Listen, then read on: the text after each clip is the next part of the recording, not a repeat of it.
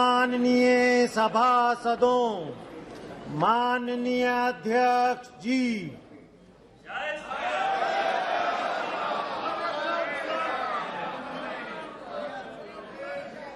माननीय सभासदों, माननीय अध्यक्ष जी,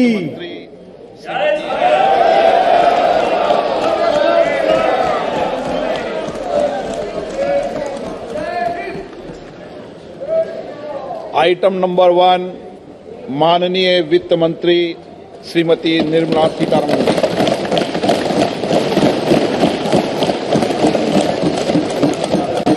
Honorable Speaker, I present the budget for 2023-2024. This is the first budget in Amritkal. Honorable Speaker, I present the budget for 2023-2024. The foundation previous budget and the blueprint drawn for. This is the first India budget in Amritkal. We envision a prosperous and inclusive India in which the fruits of development. This budget hopes to build on the foundation laid in the previous budget and the blueprint drawn for India and scheduled tribes. 100. We envision a prosperous and inclusive India in which the fruits of development will reach all sections and citizens, especially our youth, women, farmers, OBCs, scheduled castes and scheduled tribes. In the 75th year of our independence, the world has recognized the Indian economy as a bright star. Our current year's economic growth is estimated to be at 7%. It is notable that this is the highest among all the major economies. This is in spite of the massive slowdown globally caused by COVID-19 and the war. The Indian economy is therefore on the right track and despite a time of challenges, heading towards a bright future. Today, as Indians stand with their head held high and the world appreciates India's achievements and successes, we are sure that elders who had fought for India's independence will with joy bless us in our endeavors going forward as well. Our focus on wide-ranging reforms and sound policies implemented through Sabka Prayas, resulting in Jan Bhagidari and targeted support to those in need, helped us perform well in trying times. India's rising global profile is because of the several accomplishments: unique world-class digital public infrastructure, example Aadhaar, CoWIN and UPI, COVID vaccination drive in unparalleled scale and speed, proactive role in frontier areas such as achieving the climate-related goals, Mission Life and National Hydrogen Mission. During the COVID-19 pandemic, we ensured that no one goes to bed hungry with a scheme to supply free food grains to over 80 crore persons for 28 months. Continuing our commitment to ensure food and nutritional security, we are implementing from 1st January 2023 a scheme to supply free food grain to all Antyodaya and priority households for the next 1 year. Under PM Garib Kalyan Anna Yojana, the entire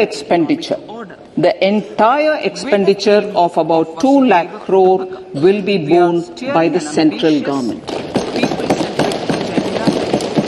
In these times of global challenges, the G20 presidency gives us a unique opportunity to strengthen India's role in the world economic order.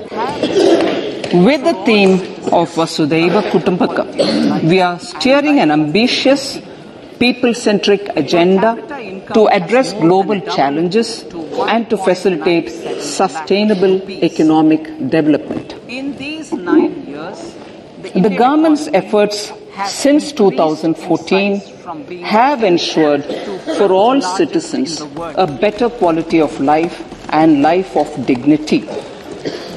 The per capita income has more than doubled to 1.97 lakh rupees. In these 9 years, the Indian economy has increased in size from being 10th to 5th largest in the world. We have significantly improved our position as well as a well-governed and innovative country with a conducive environment for business as reflected in several global indices. We have made a significant progress in many sustainable development goals. in 2022. The economy has become a lot more formalized as reflected in the EPFO membership, more than doubling to 27 crore and rupees 7,400 crore digital payments of 126 lakh crore rupees through UPI in 2022. The efficient implementation of many schemes with universalization of targeted benefits has resulted in inclusive development.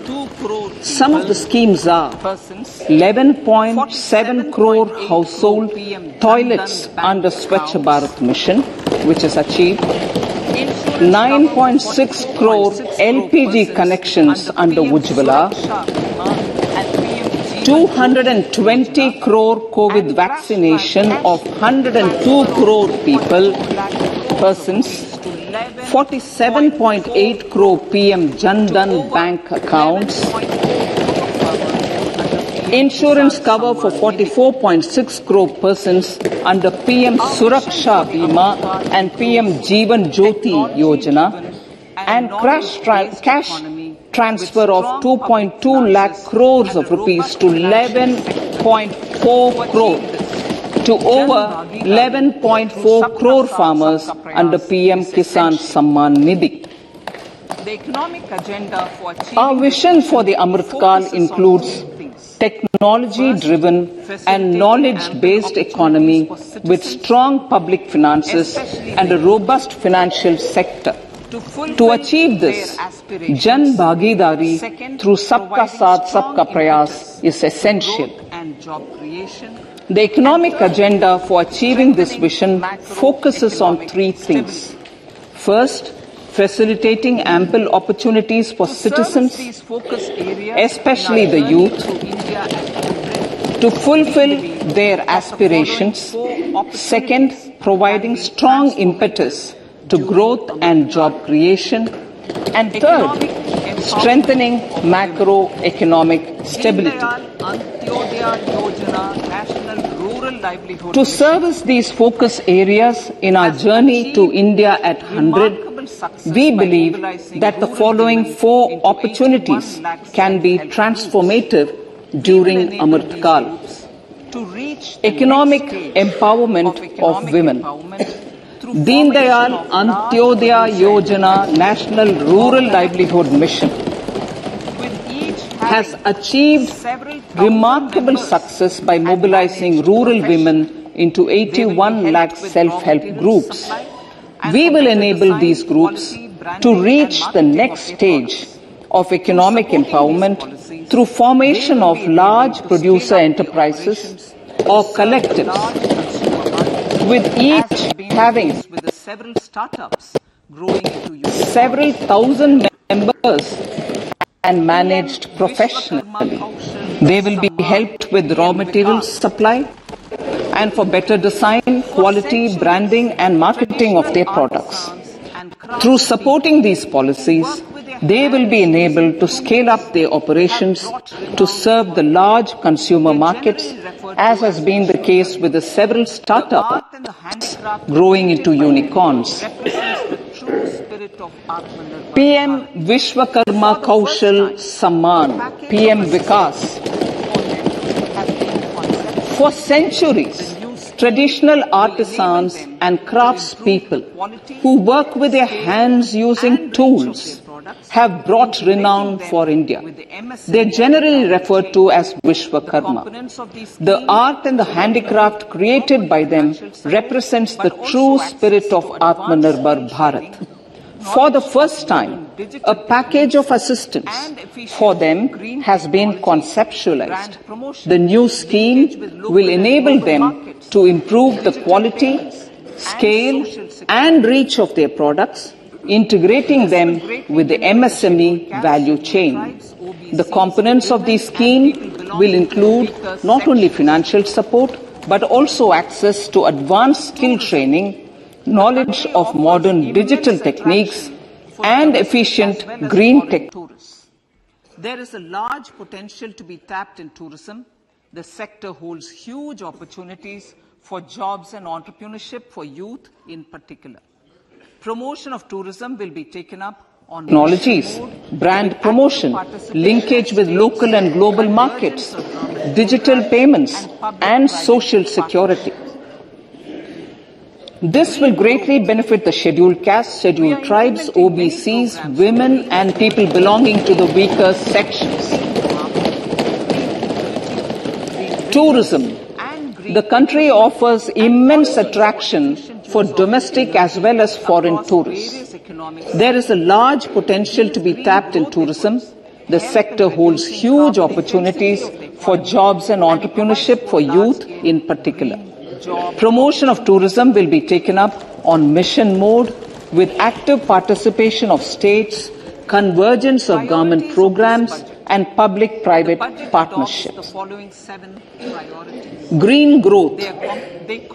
We are implementing many programs for green fuel, green energy, green farming, green mobility, green buildings, and green equipment, and policies for efficient use of energy across various economic sectors.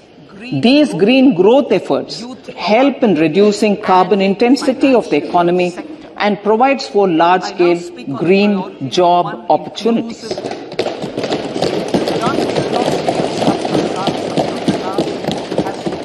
Priorities of this budget.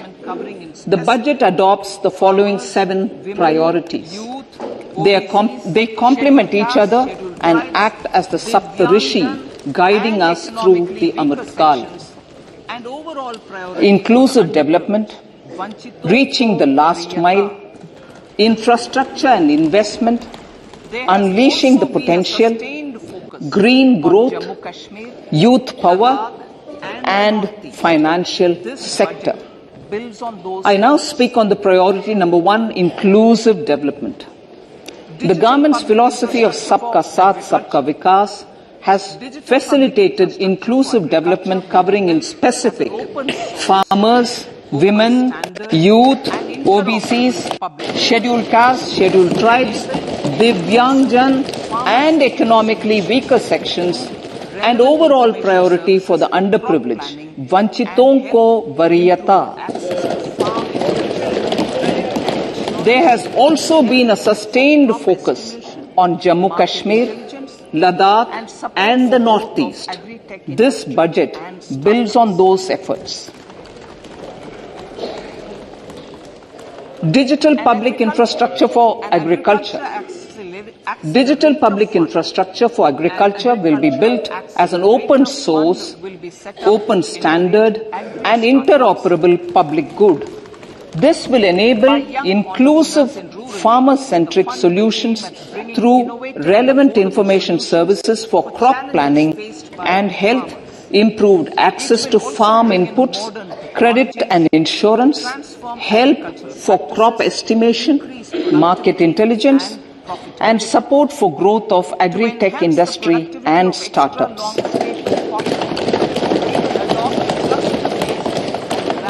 An agriculture accelerator fund.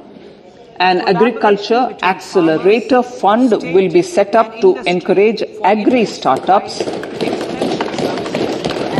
by young entrepreneurs in rural areas. The fund will aim at bringing innovative and affordable solutions for challenges faced by farmers.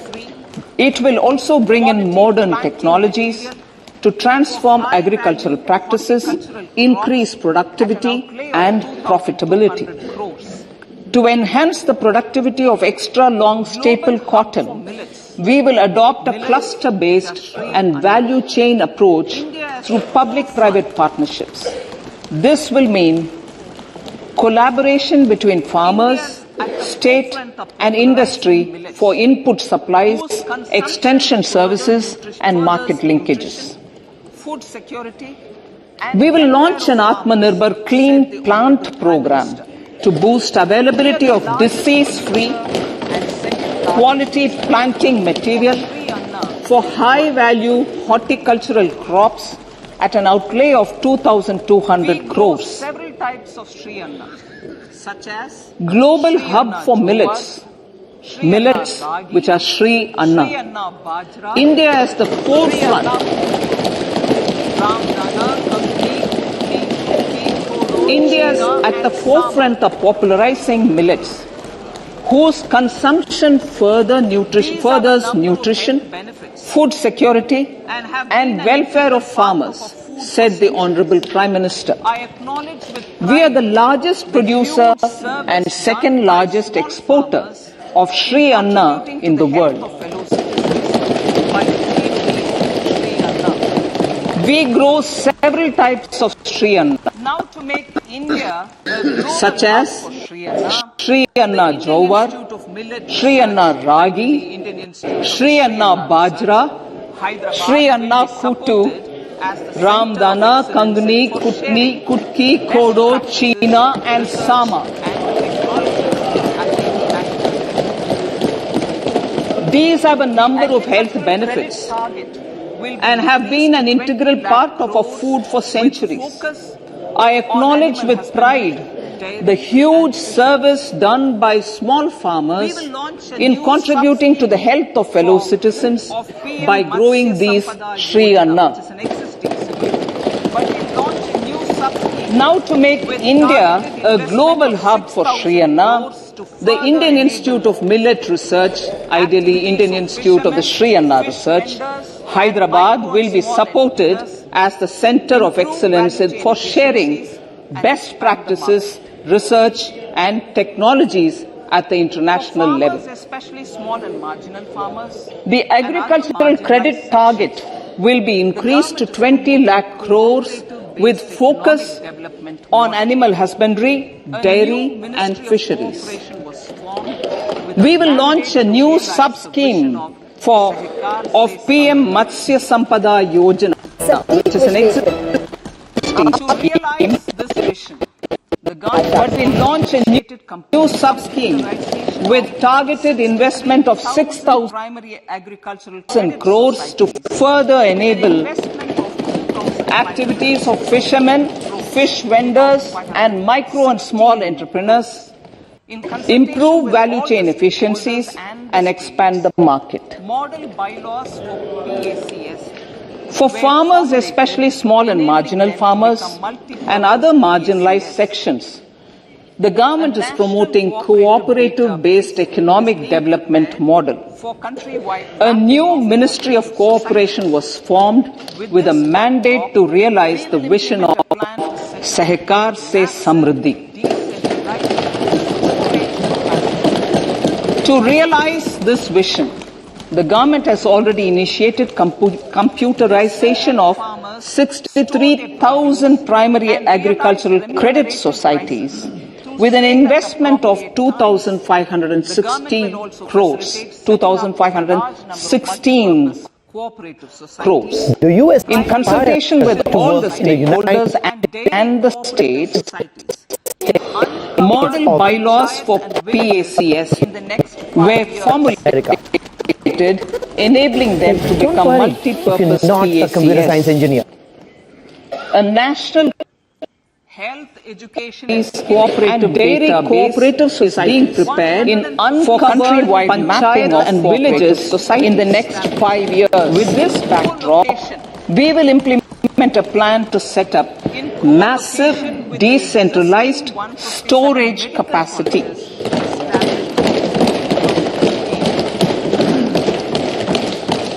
This will help farmers store their produce and realize remunerative prices through sale at appropriate times. The government will also facilitate setting up of a large number screening of 7 crore people in the age sale group at of 0 to appropriate 40 times. years. The government will also facilitate setting up of a large number of multi-purpose cooperative societies, primary fisheries societies, and dairy cooperative societies in uncovered panchayat and villages in the next 5 years. Indian Council of Research Labs will be made available for research by public and private medical Health, college education and skilling. and private sector R&D. 157 new nursing colleges will be established in co-location with the existing 157 medical colleges established since 2014. A mission to eliminate sickle cell anemia by 2047 will be launched. It will entail awareness creation, universal screening of 7 crore people in the age group of 0 to 40 years in affected tribal areas and counseling through collaborative efforts of central ministries and state governments. Facilities in select ICMR labs, Indian Council for Medical Research Labs, will be made available for research by public and private medical college faculty and private sector R&D teams for encouraging collaborative research and innovation. A new program to promote research and innovation in pharmaceuticals will be taken up through centers of excellence. We shall also encourage industry to invest in research and development in specific priority areas. Dedicated multidisciplinary courses for medical devices will be supported in existing institutions to ensure availability of skilled manpower for futuristic medical technologies, high-end manufacturing and research. Digital library resources. Teachers training. Teachers training will be re-envisioned through innovative pedagogy, curriculum transaction, continuous professional development, dipstick surveys and ICT implementation. The District Institute of Education and Training will be developed as vibrant institutes of excellence for this purpose.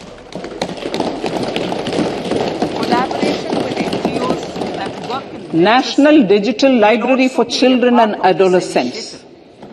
A National Digital Library for Children and Adolescents will be set up for facilitating availability of quality books across geographies, languages, genres and levels, and device-agnostic accessibility. States will be encouraged to set up physical libraries for them at panchayat and ward levels and provide infrastructure for accessing the national digital library resources. Additionally, to build a culture of reading and to make up for pandemic time learning loss, the National Book Trust, the Children's Book Trust and other sources will be encouraged to provide and replenish non-curricular titles in regional languages and in English to these physical libraries. Collaboration with NGOs that work in literacy will also be a part of this initiative to inculcate financial literacy. Financial sector regulators and organizations will be encouraged to provide age-appropriate reading material to these libraries. Water resources, financial inclusion I move to priority 2, reaching the last mile. Prime Minister Vajpayee's government had formed the Ministry of Tribal Affairs and the Department of Development of Northeast Region to provide a sharper focus to the objective of reaching the last mile. Our government has formed the ministries of Ayush, Fisheries, Animal Husbandry and Dairying, Skill Development, Jal Shakti and Cooperation. Building on the success of the Aspirational Districts program, the government has recently launched the Aspirational Blocks program covering 500 blocks for saturation of essential government services across multiple domains such as health, nutrition, education, agriculture, water resources, financial inclusion, skill development and basic infrastructure. Manya Speaker, Sir, Pradhan Mantri PVTG, which is in the next 3 years, Primitive Vulnerable Tribal Groups Development Mission is being launched. To improve socio-economic conditions of the particularly vulnerable tribal groups, the PVTGs as we refer them to. Pradhan Mantri PVTG Development Mission will be launched. This will saturate PVTG families and habitations with basic facilities such as safe housing, clean drinking water and sanitation, improved access to education, health, nutrition, road and telecom connectivity, and sustainable livelihood opportunities. An amount of 15,000 crores will be made available to implement the mission in the next 3 years under the Development Action Plan for the Scheduled Tribes. Ekalavya Model Residential Schools. In the next 3 years, Centre will recruit 38,800 teachers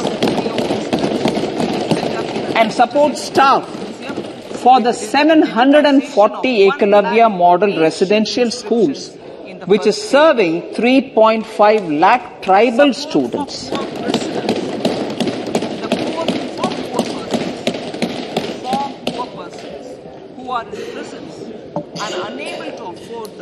In the drought-prone central regions of Karnataka, central assistance of 5,300 crore will be given to Upper Bhadra project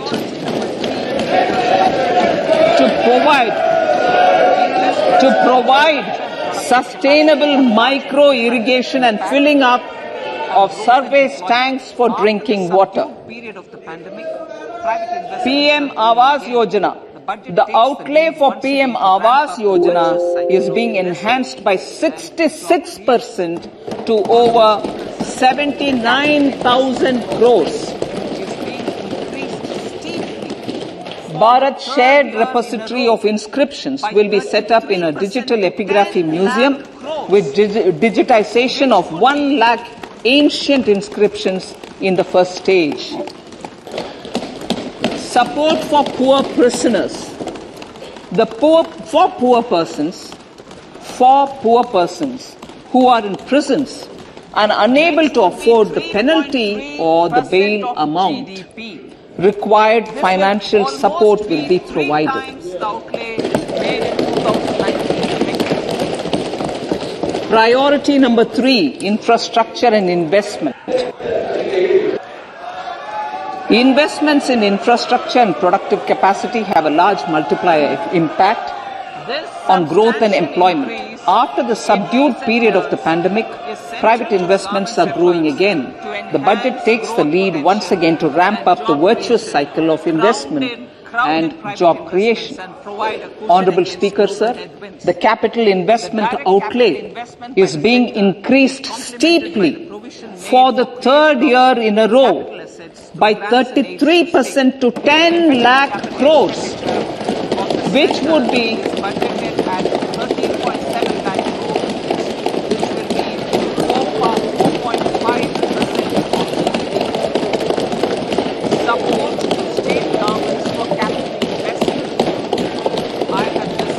which would be 3.3% of GDP. This will almost be 3 times the outlay made in 2019-20.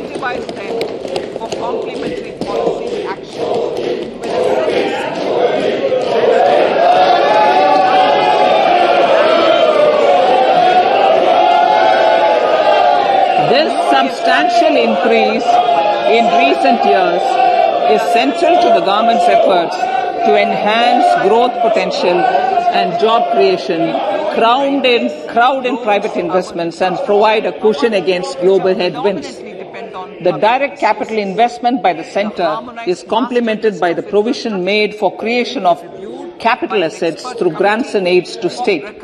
The effective capital expenditure of the centre is budgeted at 13.7 lakh crore rupees, which will be 4.5% of GDP. Support to state governments for capital investment. I have decided to continue the 50-year interest-free loan to state governments for 1 more year to spur investment in infrastructure and to incentivize them for complementary policy actions with a significantly enhanced outlay of 1.3 lakh crores. The newly established Infrastructure Finance Secretariat will assist all stakeholders for more private investment in infrastructure, including railways, roads, urban infrastructure and power, which are predominantly depend on public resources. The harmonized master list of infrastructure will be reviewed by an expert committee for recommending the classification and financing framework suitable for Amartkal. A capital outlay, I'm talking about railways now, sir, Honourable Speaker, railways. A capital outlay of 2.40 lakh crores has been provided for the railways. This is the highest ever outlay this highest ever outlay is about 9 times the outlay made in 2013-14. 100 critical transport infrastructure projects for last and first mile connectivity for ports, coal, steel, fertilizer and food grain sectors have been identified. They will be taken up on priority with investment of 75,000 crores, including 15,000 crore from private sources. 50 additional airports, heliports, water aerodromes, and advanced landing grounds will be revived for improving regional air connectivity.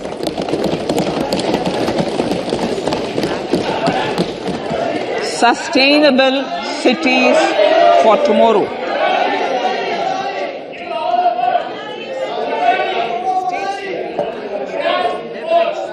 States and cities will be encouraged to undertake urban planning reforms and actions to transform our cities into sustainable cities of tomorrow. This means efficient use of land resources, adequate resources for urban infrastructure, transit-oriented development, enhanced availability and affordability of urban land and opportunities for all. Through property tax governance reforms and ring-fencing user charges on urban infrastructure, cities will be incentivized to improve their creditworthiness for municipal bonds. Like the RIDF, an Urban Infrastructure Development Fund will be established through use of priority sector lending shortfall.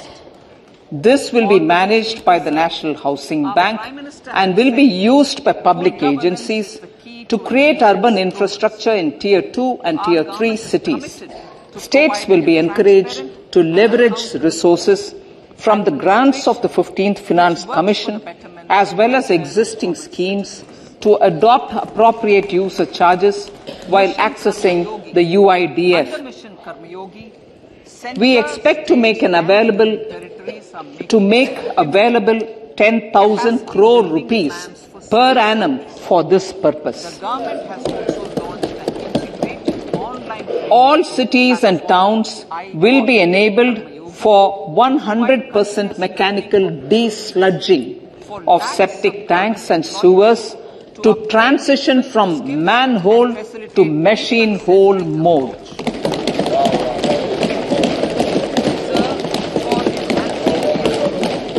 Enhanced focus will be provided for scientific management of dry and wet waste. Honorable Speaker, sir, our Prime Minister had said, good governance is the key to a nation's progress. Our government is committed to providing a transparent and accountable administration which works for the betterment and welfare of common citizens. Mission Karma Yogi. Under Mission Karma Yogi, Centre, states and the Union territories are making and implementing capacity building plans for civil servants. The government has also launched an integrated online training platform, I Got Karma Yogi, to provide continuous learning opportunities for lakhs of government employees to upgrade their skills and facilitate people-centric approach. Sir, for enhancing ease of doing business, more than 39,000 compliances have been reduced and more than 3,400 legal provisions have been decriminalized. For furthering the trust-based governance, we have introduced the Jan Vishwas Bill to amend 42 central acts. This budget proposes a series of measures to unleash the potential of our economy. Centers of Excellence for Artificial Intelligence. For realizing the vision of Make AI in India and Make AI Work for India, 3 centers of excellence for artificial intelligence will be set up in top educational institutions. Leading industry players will partner in conducting interdisciplinary research, develop cutting-edge applications and scalable problem solutions in the areas of agriculture, health and sustainable cities. This will galvanize an effective AI ecosystem and nurture quality human resources in the field.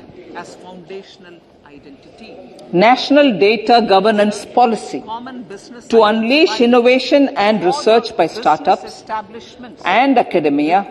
A national data governance policy will be brought out. This will enable access to anonymized data. The KYC process will be simplified, adopting a risk-based instead of one-size-fits-all approach. The financial sector regulators will also be encouraged to have a KYC system fully amenable to meet the needs of digital India. One-stop solution for identity and address updating.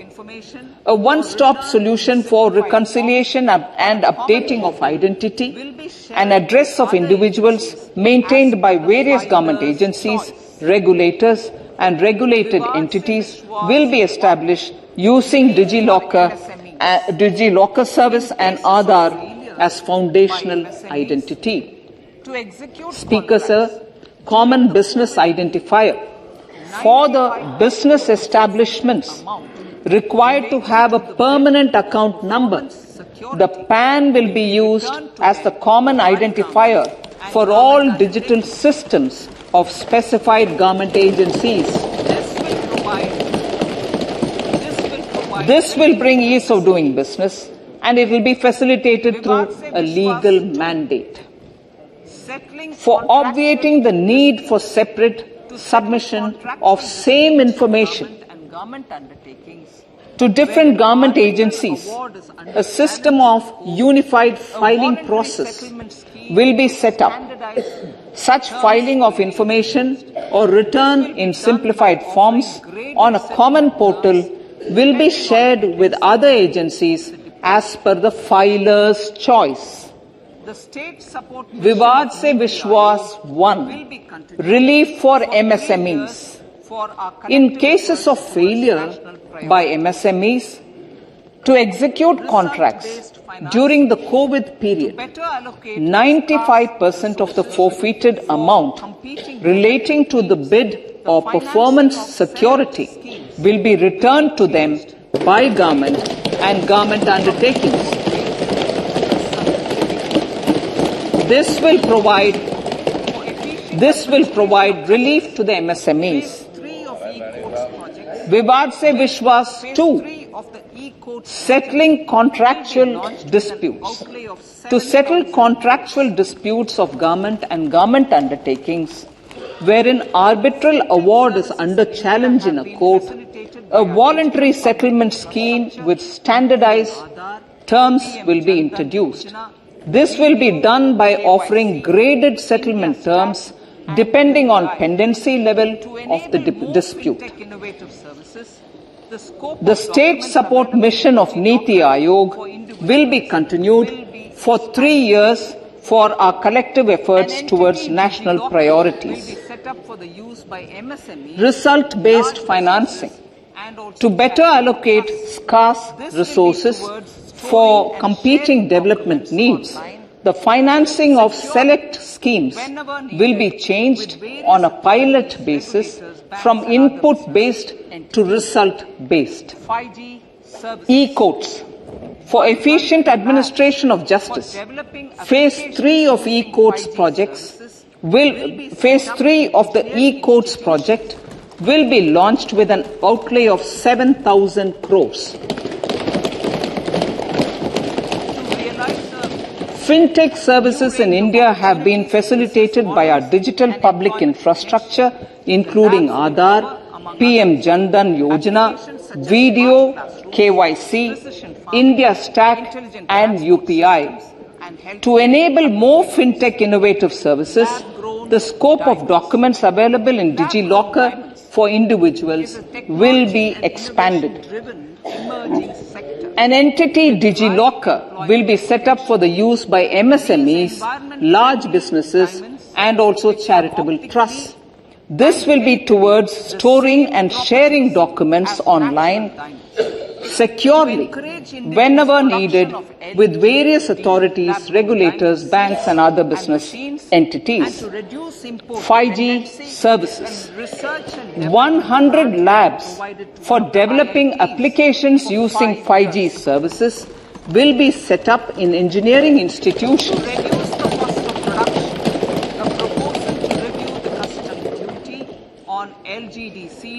To realize a new range of opportunities, business models and employment potential. The labs will cover, among others, applications such as smart classrooms, precision farming, intelligent transport systems and healthcare applications. Lab-grown diamonds.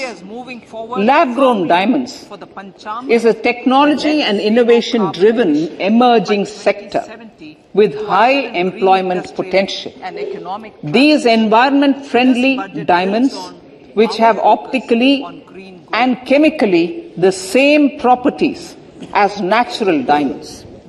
To encourage indigenous production of LGD, lab-grown diamond seeds and machines, and to reduce import dependency, a research and development grant will be provided to one of the IITs for 5 years. To reduce the cost of production, a proposal to review the custom duty on LGD seeds will be indicated in Part B of the speech. I come to the fifth priority, Honourable Speaker, sir, green growth. Honourable Prime Minister has given a vision for life or lifestyle for environment to spur a movement of environmentally conscious lifestyle. India is moving forward firmly for the Panchamrit, the net zero carbon emission by 2070 to usher in green industrial and economic transition. This budget builds on our focus on green growth. With capacity of 4,000. The recently launched National Green Hydrogen Mission, with an outlay of 19,700 crores, will facilitate transition of the economy to low carbon intensity, reduce dependence on fossil fuel imports, and make the country assume technology and market leadership in this sunrise sector. Our target is to reach an annual production of 5 MMT by 2030. Energy transition. This budget provides for 35,000 crores for priority capital investment towards energy transition and net zero objectives and energy security by Ministry of Petroleum and Natural Gas. To steer the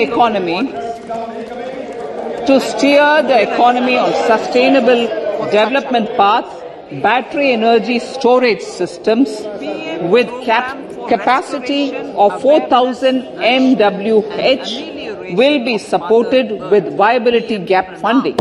A detailed framework for pumped storage projects will also be formulated. Renewable energy evacuation. The interstate transmission system for evacuation and grid integration of 13 gigawatt renewable energy from Ladakh will be constructed with investment of 20,700 crores, including central support of 8,300 crores. Green Credit Program. For encouraging behavioral change, a green credit program will be notified under the Environment Protection Act. This will incentivize environmentally sustainable and responsive actions by companies, individuals, and local bodies, and help mobilize additional resources for such activities. In due course, a 5% CBG PM Program for Restoration, Awareness, Nourishment and Amelioration of Mother Earth, PM Pranam, will be launched to incentivize states and union territories to promote alternative fertilizers and balanced use of chemical fertilizers. Over the next 3 years, Go Bardhan Scheme. 500 new waste to wealth plants under Go Bardhan, galvanizing organic bio-agro resources done. Go Bardhan scheme will be established for promoting circular economy. These will include 200 compressed biogas plants, including 75 plants in urban areas, and 300 community or cluster-based plants at a total investment of 10,000 crores. I will refer to this in Part B also. In due course, a 5% CBG mandate will be introduced for all organizations marketing natural and biogas. For collection of biomass and distribution of biomanure, appropriate fiscal support will also be provided. Bharatiya Prakritik Kheti Bio Input Resource Centers. Over the next 3 years, we will facilitate 1 crore farmers to adopt natural farming. For this, Honorable Speaker, 10,000 Bio Input Resource Centers will be set up, creating a national level distributed micro-fertilizer and pesticide manufacturing network. Mishti.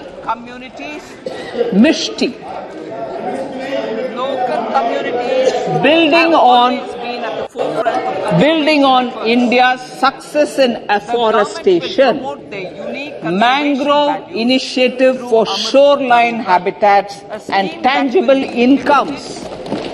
Mishti will be taken up for mangrove plantation along the coastline and on salt pan lands wherever feasible through convergence between Manrega, Campa, Fund and other sources. Coastal shipping. Amrit Dharohar. Coastal shipping will be Wetlands are vital ecosystems which sustain biological diversity. In his latest Mann Ki Baat, the Prime Minister said, now, I quote, now the total number of Ramsar sites in our country has increased to 75, whereas before 2014 there were only 26, unquote. Local communities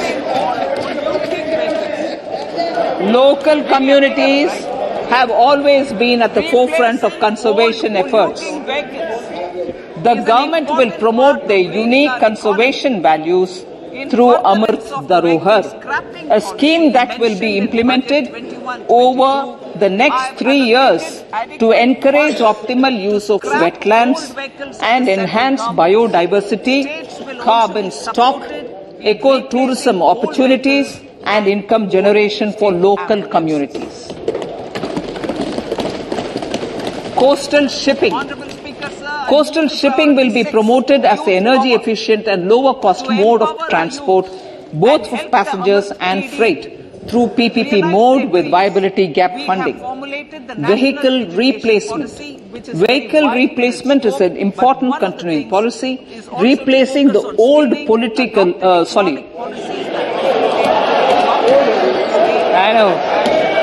replacing. Absolutely. Thank you. Replacing old polluting vehicles. Maybe applicable, right? Replacing old polluting vehicles is an important part of greening our economy. In furtherance of the vehicle scrapping policy mentioned in Budget 21-22, I have allocated adequate funds to scrap old vehicles of the central government. States will also be supported in replacing old vehicles and old state ambulances. Honourable Speaker, sir, I move to priority 6, youth power. To empower our youth and help the Amrit PD realize their dreams, we have formulated the National Education Policy, which is very wide in its scope, but one of the things is also to focus on skilling, adopted economic policies that facilitate job creation at scale and have supported business opportunities. Pradhan Mantri Kaushal Vikas Yojana. Pradhan Mantri Kaushal Vikas Yojana 4.0 will be launched to skill lakhs of youth within the next 3 years. On-job training, industry partnership and alignment of courses with needs of industry will be emphasized. The scheme will also cover new age courses for Industry 4.0 like coding, AI, robotics, mechatronics, IoT, 3D printing, drones and other soft skills. To skill youth for international opportunities, 30 Skill India International Centers will be set up across different states. The digital ecosystem for skilling will be further expanded with the launch of a unified Skill India digital platform for enabling demand-based formal skilling, linking with employers including MSMEs, and facilitating access to entrepreneurship schemes. To provide stipend support to 47 lakh youths in 3 years, direct benefit transfer under a pan-India national apprenticeship promotion scheme will be rolled out. Tourism. Honourable Speaker, sir, with an integrated and innovative approach, at least 50 destinations will be selected through challenge mode. In addition, In addition to aspects such as physical connectivity, virtual connectivity, tourist guides, high standards for food streets and tourist security, all the relevant aspects would be made available on an app to enhance tourist experience. Every destination would be developed as a complete package. The focus of development of tourism would be on domestic as well as foreign tourists. And other handicraft products, and for providing space for such products of all other states as well. Sector-specific skilling and entrepreneurship development will be dovetailed to achieve the objectives of Dekho Apna Desh initiative. Inclusion at scale. This was launched as an appeal by the Honorable Prime Minister to the middle class to prefer domestic tourism over international tourism. The integrated development of theme-based tourist circuits, the Swadesh Darshan scheme, was also launched. Under the Vibrant Villages program, tourism infrastructure and amenities will be facilitated in border villages. Unity Mall.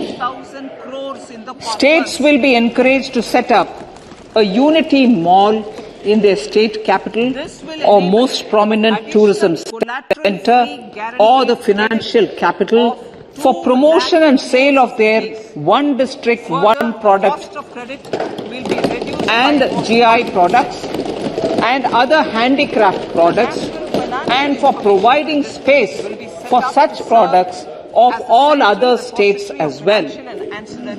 Sir, priority number 7, financial sector.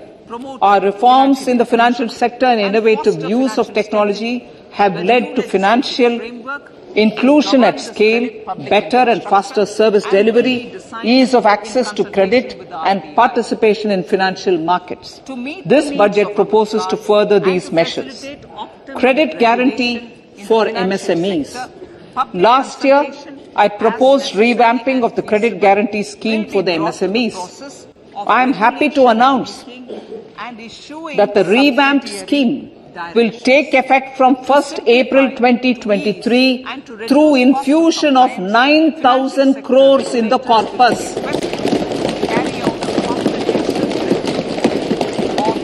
This will enable additional collateral-free guaranteed credit of 2 lakh crores of rupees. Further, the cost of credit will be reduced by about 1%. A National Financial Information Registry will be set up to serve as the central repository of financial and ancillary information.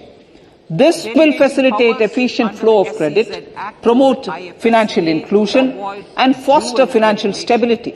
A new legislative framework will govern this credit public infrastructure and will be designed in consultation with the RBI. To meet the needs of Amritkal and to facilitate optimum regulation in the financial sector, public consultation, as necessary and feasible, will be brought to the process of regulation making and issuing subsidiary directions.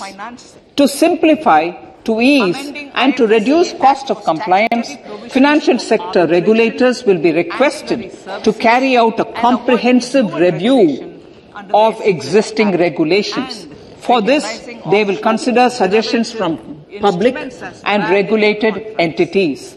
Time limits to decide the application under various regulations will also be laid down.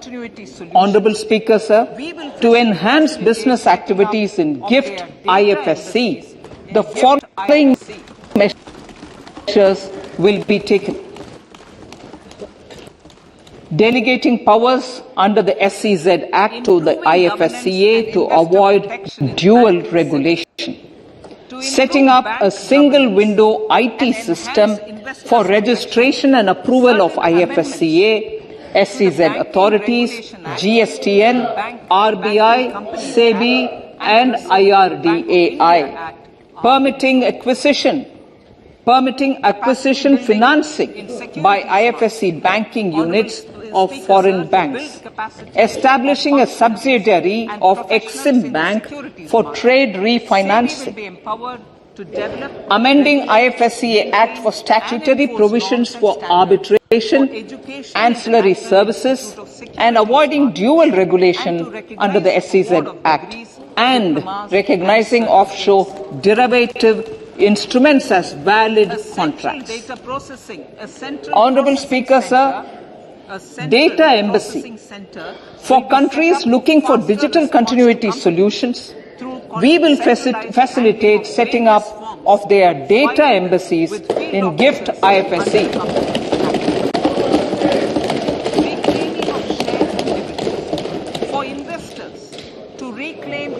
Improving governance and investor protection in banking sector. To improve bank governance and enhance investors' protection, certain amendments to the Banking Regulation Act, the Banking Companies Act, and the Reserve Bank of India Act are being proposed. In 2022, capacity building in securities market. Honorable Speaker, sir, to build capacity of functionaries and professionals in the securities market, SEBI will be empowered to develop, regulate, maintain and enforce norms and standards for education in the National Institute of Securities Markets and to recognize award of degrees, diplomas and certificates. A central data processing, a central processing center will be set up for faster response to companies through centralized handling of various forms filed with field officers under the Companies Act. Reclaiming of shares and dividends. For investors to reclaim unclaimed shares and unpaid dividends from the Investor Education and Protection Fund Authority with ease, from the Investor Education and Protection Fund Authority with ease, an integrated IT portal will be established. Digital payments continue to find wide acceptance. In 2022, they show an increase of 76% in transactions and 91% in value. Fiscal support for this digital public infrastructure will continue in 2023-2024. Azadi Ka Amrit Mahotsav, Mahila Samman Bachat Patra. For commemorating Azadi Ka Amrit Mahotsav, a one-time new small savings scheme, Mahila Samman Savings Patra or Savings Certificate, Mahila Samman Savings Certificate will be made available for a 2-year period up to March 2025. This will offer deposit facility up to 2 lakh in the name of a woman or girls for a tenure of 2 years at fixed interest rate of 7.5% with partial withdrawal option. Senior citizens.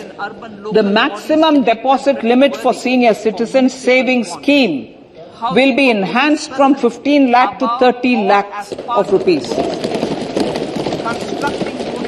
The maximum deposit limit for monthly income account scheme will be enhanced from 4.5 lakh to 9 lakh for single account and from 9 lakh to 15 lakh for joint account. Honorable Speaker, sir, fiscal management.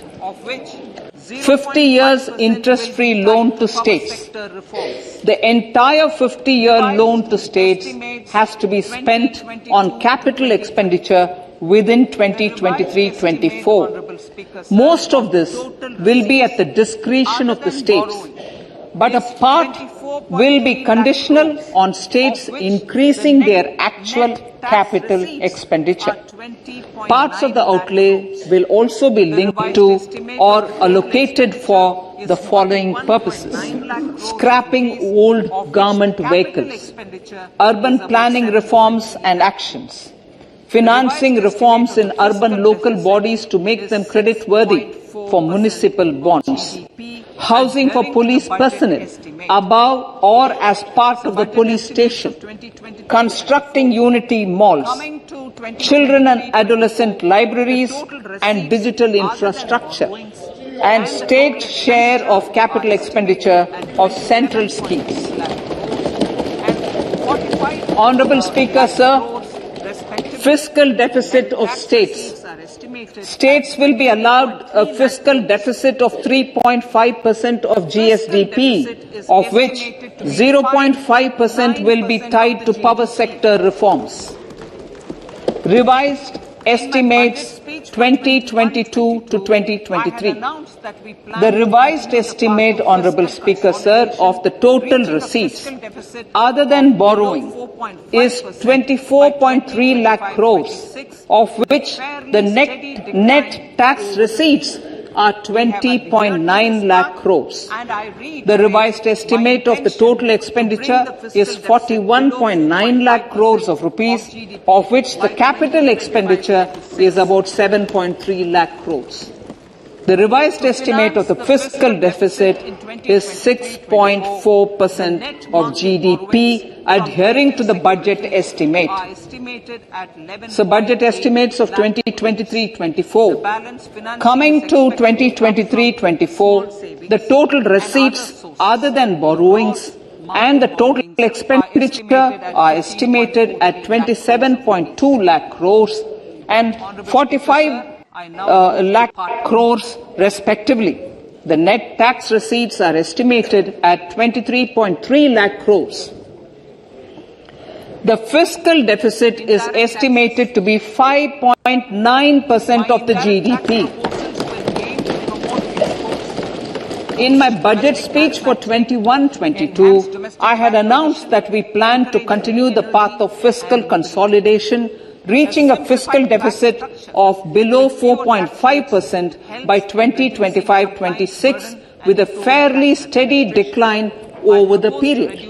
We have adhered to this path, and I reiterate my intention to bring the fiscal deficit below 4.5% of GDP by 2025-26. To finance the fiscal deficit in 2023-24, the net market borrowings from dated securities are estimated at 11.8 lakh crores. The balance financing is expected to come from small savings and other sources. The gross market borrowings are estimated at 15.43 lakh crores of rupees. Honorable Speaker, sir, I now move to Part B. Lithium-ion cells for batteries used in electrical vehicles as well. Electronics. Indirect taxes. Initiatives of the government, including my indirect tax proposals will aim to promote exports, boost domestic manufacturing, enhance domestic value addition, encourage green energy and mobility. A simplified tax structure with fewer tax rates helps in reducing compliance burden and improving tax administration. I propose to reduce the number of basic customs duty rates on goods other than textiles and agriculture from 21 to 13.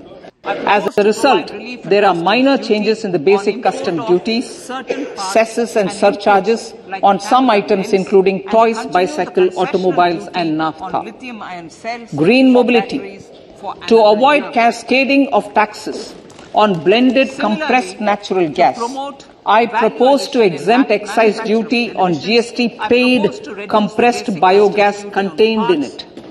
To further provide impetus to green mobility, customs duty exemptions is being extended to import of capital goods and machinery required for manufacture of lithium-ion cells for batteries used in electrical vehicles as well. Electronics. As a result of various initiatives of the government, including phased manufacturing program, mobile phone production in India has increased from 5.8 crore units valued at about 18,900 crore in 2014-15 to 31 crore units valued at 2,75,000 crore in the last financial year. To further deepen domestic value addition in manufacturing of mobile phones, I propose to provide relief to customs duty. I propose to provide relief in customs duty on import of certain parts and inputs like camera lens and continue the concessional duty on lithium-ion cells for batteries for another year. Similarly, to promote value addition in manufacture of televisions, I propose to reduce the basic customs duty on parts of open cells of TV panels to 2.5%. Electrical, to rectify inversion of duty, structure and encourage manufacturing of electric kitchen chimneys, the basic custom duty on electric kitchen chimney is being increased from 7.5% to 15%, and that on heat coils for these is proposed to be reduced from 20% to 15%. Chemicals and petrochemicals. Denatured ethyl alcohol is used in chemical industry. I propose to exempt basic customs duty on it. This will also support the ethanol blending program and facilitate an endeavor for energy transition. Basic customs duty is also being reduced on acid-grade fluorospar from 5% to 2.5% to make the domestic fluorochemicals industry competitive. Further, the basic customs duty on crude glycerine for use in manufacture of epichlorohydrin is proposed to be reduced from 7.5% to 2.5%. For the steel sector, exemptions from basic customs duty on raw materials for manufacture of marine products. In the last financial year, marine products recorded the highest export growth, benefiting farmers in the coastal states of the country. To further enhance the export competitiveness of marine products, particularly shrimps, duty is being reduced on key inputs for domestic manufacture of shrimp feed. India is a global leader, as I said in Part A, in cutting and polishing of natural diamonds, contributing about 3/4 of the global turnover by value.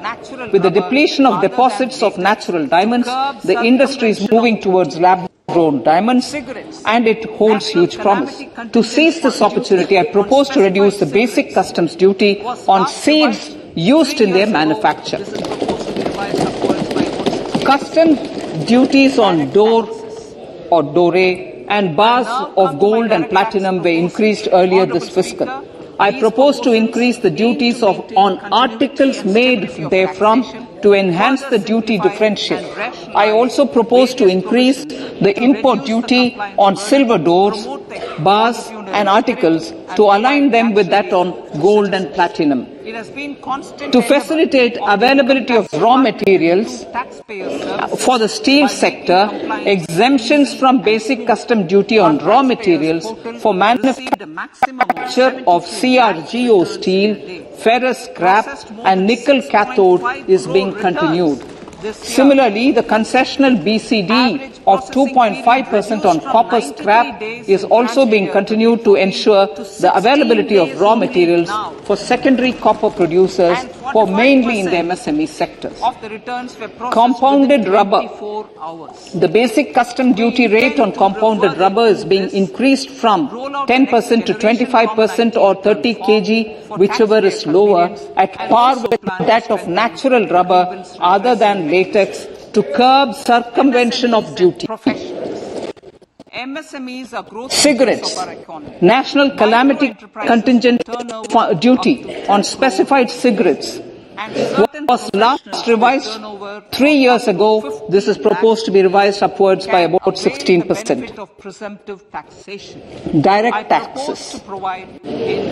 I now come to my direct tax proposals. Honourable Speaker, these proposals aim to maintain continuity and stability of taxation, further simplify and rationalise various provisions to reduce the compliance burden, promote the entrepreneurial spirit and provide tax relief to citizens. It has been constant endeavour of the Income Tax Department to improve taxpayers' services by making compliance easy and smooth. Our taxpayers portal received a maximum of 72 lakh returns in a day, processed more than 6.5 crore returns this year.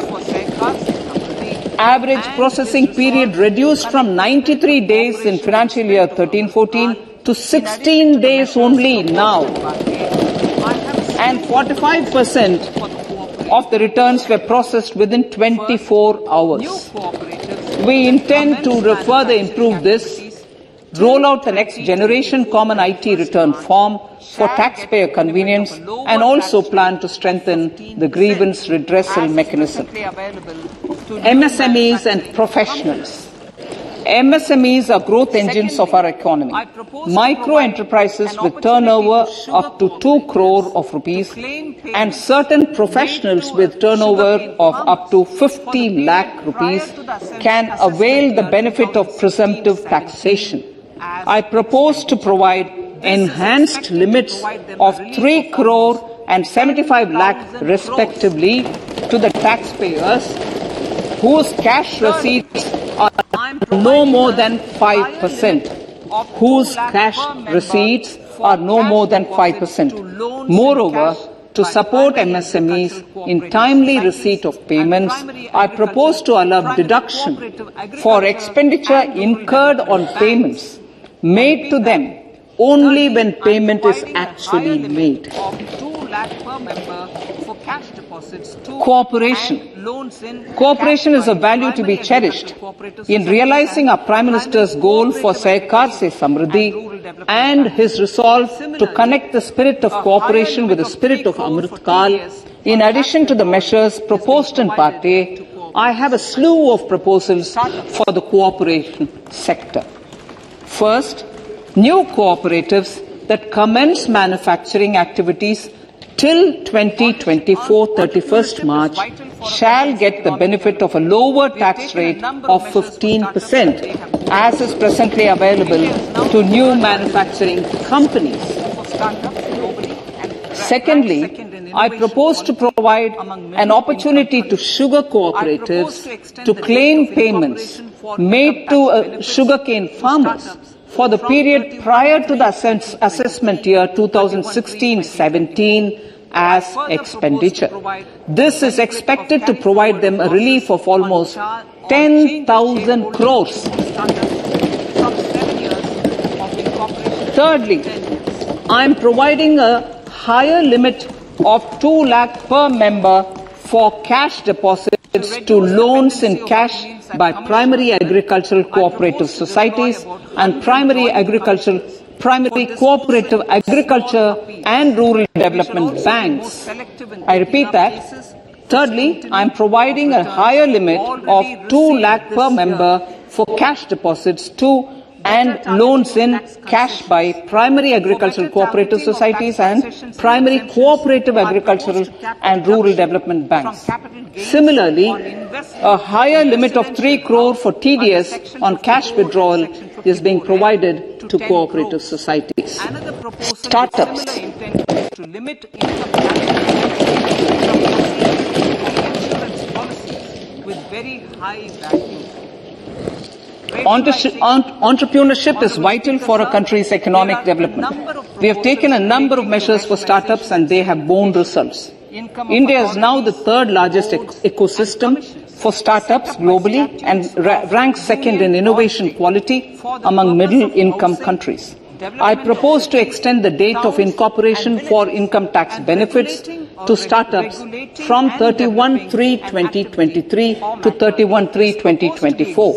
I further propose to provide the benefit of carry forward of losses on change of shareholding of startups from 7 years of incorporation to 10 years.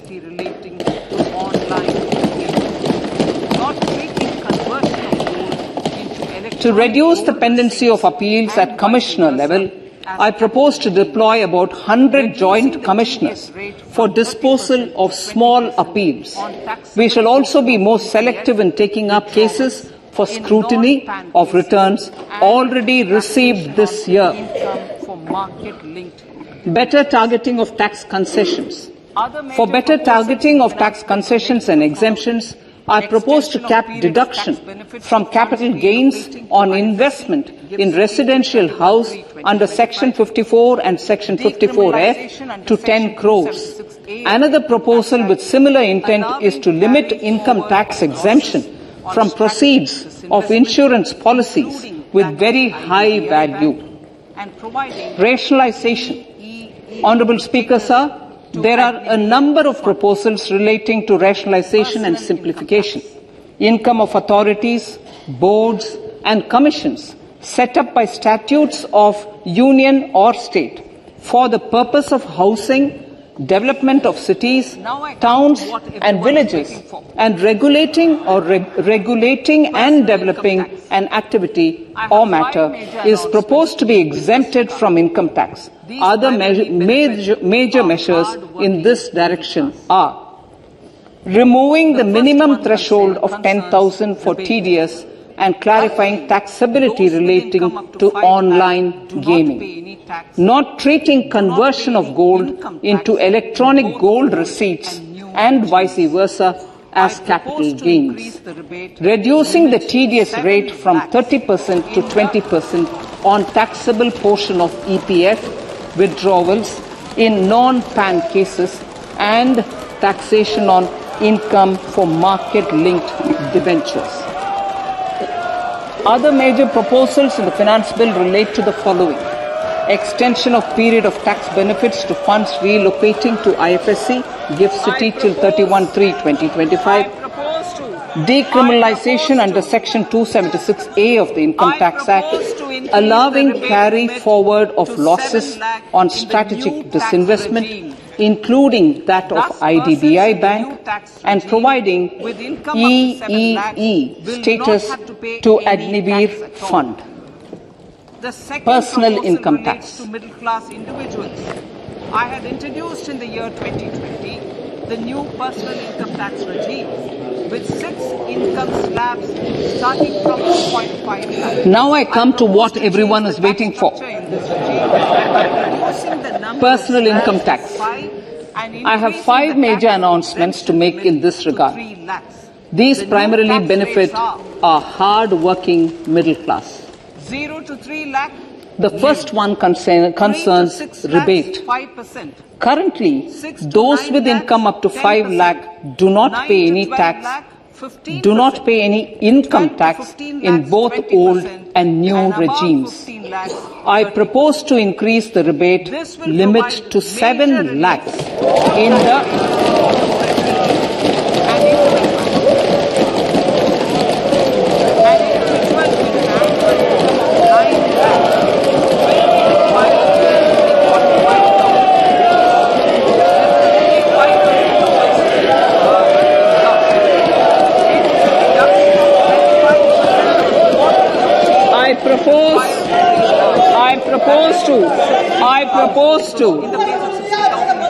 I propose to increase the rebate limit to 7 lakh in the new tax regime.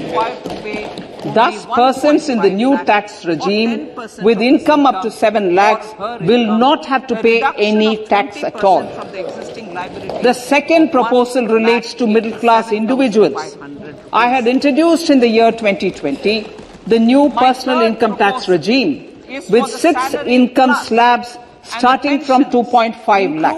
I propose to change the tax structure in this regime by reducing the number of slabs to 5 and increasing the tax exemption limit to 3 lakhs. The new tax rates are 0 to 3 lakh, nil. 3 to 6 lakhs, 5%. 6 to 9 lakhs, 10%. 9 to 12 lakh, 15%. 12 to 15 lakhs, 20%. And above 15 lakhs, 30%. This will provide major relief to all taxpayers in the new regime. An individual with an annual income of 9 lakhs will be required to pay only 45,000 rupees. This is only 5% of his or her income. It is a reduction of 25% on what he or she is required to pay now. That is 60,000. So in the place of 60,000, it is now only 45,000. Similarly, an individual with an income of 15 lakh rupees would be required to pay only 1.5 lakh or 10% of his income or her income, a reduction of 20% from the existing liability of 1,87,500 rupees. My third proposal is for the salaried class and the pensioners, including family pensioners, for whom I propose to extend the benefit of standard deduction to the new tax regime. Each salaried person with an income of 15.5 lakh rupees or more will thus stand to benefit by 52,500 rupees. My fourth announcement in personal income tax is regarding the highest tax rate, which in our country is 42.74%. This is among the highest in the world. I propose to reduce the highest surcharge. Rate from 37% to 25% in the new tax regime.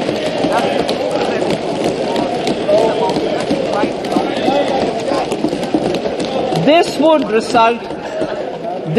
result in reduction of the maximum rate. This would result in the reduction of the maximum tax rate to 39%.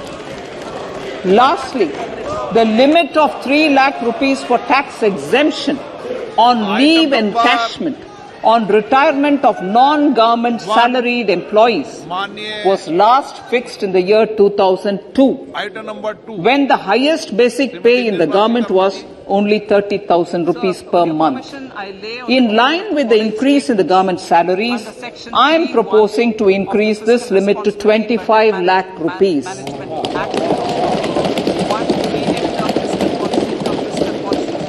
We are also making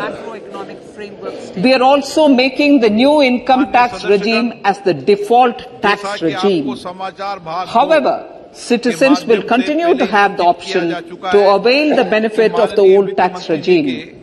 Apart from these, I am also making some other changes as given in the annexure. As a result of these proposals, revenue of about 38,000 crore to 37,000 crore in direct taxes and rupees 1,000 crore in indirect taxes will be foregone, while revenue of about 3,000 crore will be additionally mobilized. Thus, the total revenue foregone is about 35,000 crores annually. Honorable Speaker, sir, with these words, I commend the budget to this August House.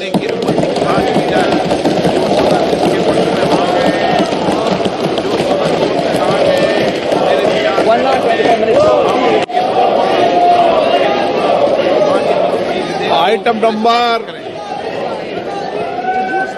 1, Item number 2, Srimati Nirmala Sitharaman ji. Sir, with your permission, I lay on the table of the following statements. Under Section 3(1) of the Fiscal Responsibility Budget Management Act 2003, 1. Medium-term fiscal policy cum fiscal policy strategy statement and macroeconomic framework statement. माननीय सदस्यगण, जैसा कि आपको समाचार भाग 2 के माध्यम से पहले ही सूचित किया जा चुका है कि माननीय वित्त मंत्री जी के बजट भाषण की प्रतियां हार्ड कॉपी के रूप में उपलब्ध कराई गई है। आप बजट भाषण की अपनी अपनी प्रति प्रकाशन पलक से ले लें। आपको ये भी सूचित किया जाता है कि माननीय मंत्री द्वारा बजट प्रस्तुत किए जाने के पश्चात उसकी प्रतियां आपको मेंबर्स पोर्टल के माध्यम से उपलब्ध करा दी जाएगी। आइटम नंबर 3, माननीय मंत्री जी, वित्त मंत्री जी।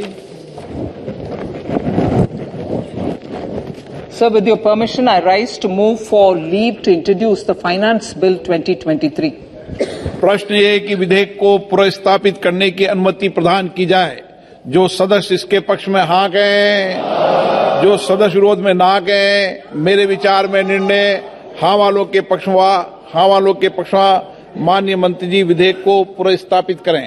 Sir, I introduce the bill. सभा की कार्रवाई कल गुरुवार दिनांक 2 फरवरी 2023 को प्राप्त 11 बजे तक के लिए स्थगित की जाती है।